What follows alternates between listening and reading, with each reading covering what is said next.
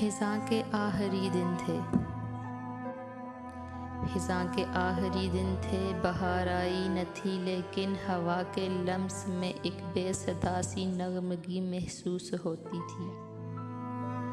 درختوں کے تحیر میں کسی بے آسرا امید کی لو تھر تھراتی تھی، گزرگاہوں میں اڑتے خشک پتے اجنبی لوگوں کے قدموں سے لپٹتے اور الجھتے تھے تو ایک بولی تصویر جیسے گونج جاتی تھی۔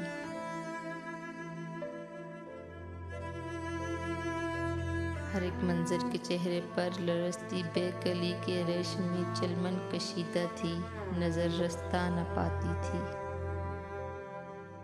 کچھ ایسا ہی سما تھا جب وہ میرے بخت کے صحرا میں ساون کی طرح اتری، میری سانسوں میں مہکی تھی۔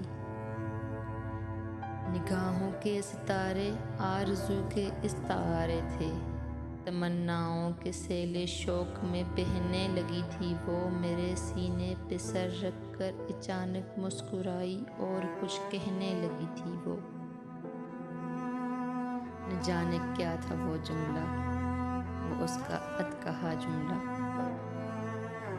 جو غنچے کی طرح ان کانپتے ہونٹوں پہ پھوٹا تھا۔ اسی لمحے کوئی کوئل بڑے ہی درد سے کوکی تھی، وہ جیسے اچانک نیند سے جاگی تھی، اور اس نے بڑے دکھ سے فلک کی سمت دیکھا تھا اور وہ بولی تھی، ستارہ شام کا روشن ہوا ہے، اب میں چلتی ہوں۔